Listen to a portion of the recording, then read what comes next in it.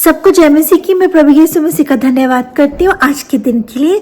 आइए हम देखें इफिसियों 4:30, इफिसियों 4 अध्याय उसकी 30वीं आयत। इसमें ये लिखा है, और परमेश्वर की पवित्र आत्मा को शोकित ना करो जिससे तुम पर छुटकारे के दिन के लिए छाप दी गई है। इफिसी 4 अध्याय में पौलुस मसीह जीवन के व्यवहारिक पहलुओं को सिखा रहा है।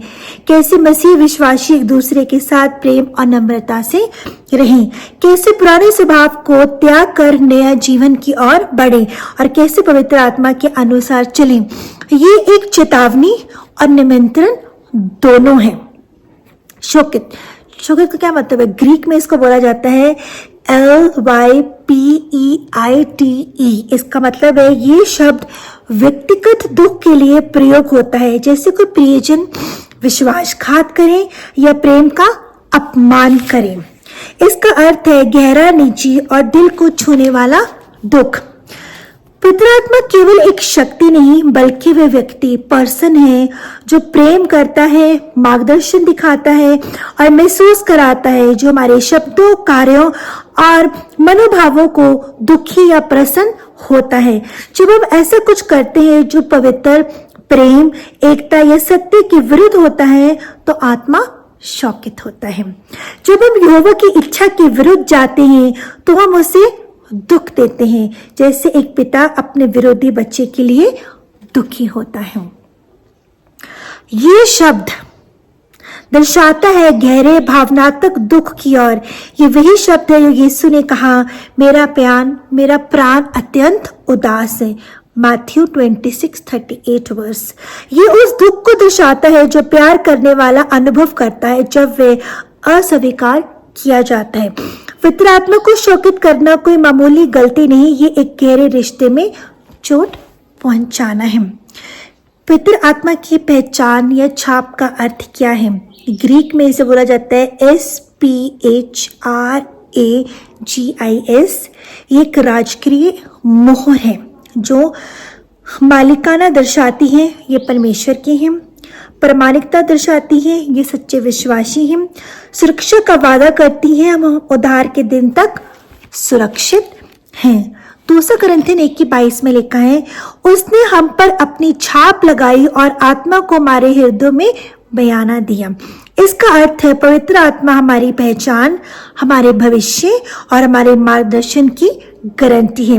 अगर हम उसे शोकित करते हैं तो हम उस गारंटी का अपमान कर रहे हैं। पवित्र आत्मा को शोकित करने के कारण, पवित्र आत्मा को हम कैसे शोकित करते हैं, उसके कौन कौन से कारण हैं और उसका आत्मा के ऊपर क्या प्रभाव पड़ता है जब हम झूठ बोलते हैं। जैसे कि हम पढ़ सकते हैं इसका 4 अध्याय 25 से लेकर 32 आयत तक इफिसियों का, और उसमें 25वें आयत में जो छोटा सा जो ब्रीक वर्ड निकलता है झूठ बोलना, मतलब और आत्मा पे इसका क्या प्रभाव पड़ता है। सत्य का आत्मा शोकित होता है। क्रोध में पाप करना जो 26 और 27 वर्ष में लिखा है, दुश्मन को अवसर मिलता है। चोरी करना जो 28 है, आत्मा में विरोधी व्यवहार होना। अपवित्र बातें बोलना 29 वर्ष में, आत्मिक वातावरण दूषित करना या आत्मा को दूर करना या आत्मा की अग्नि को बुझाना।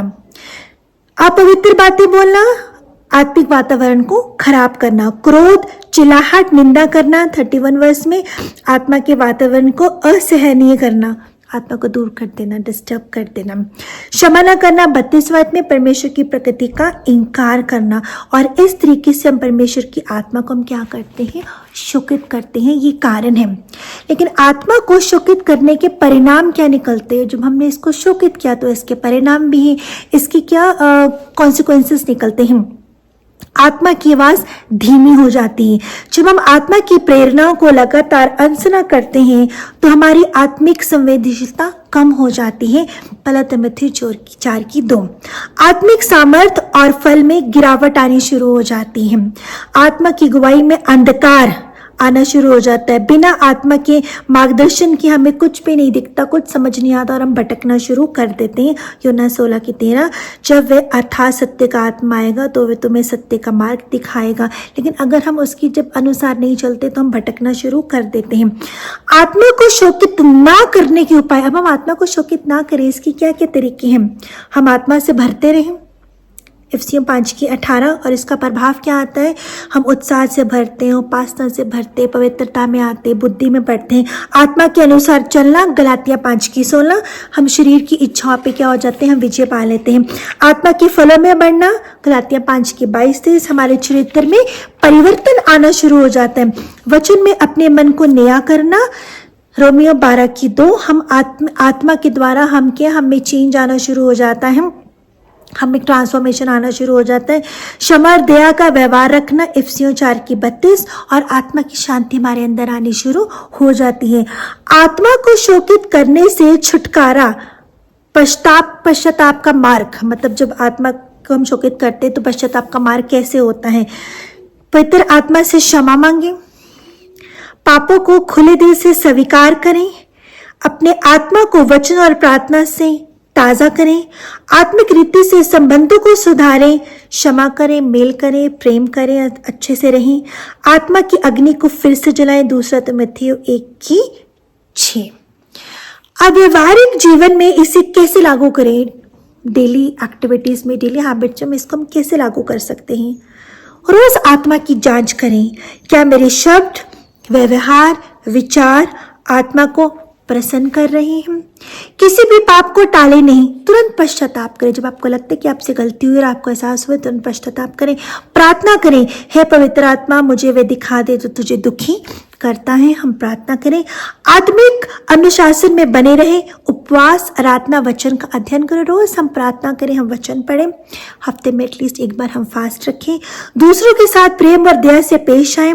और यह आत्मा का चरित्र है। हम जब प्रेम से एक दूसरे के साथ रहते हैं तो इफिसियों 4:30 में हमें स्मरण कराता है कि पवित्र आत्मा केवल एक शक्ति नहीं, हमारे भीतर रहने वाला परमेश्वर है जो हमें सच्चे परमेश्वर से मार्गदर्शन करता है।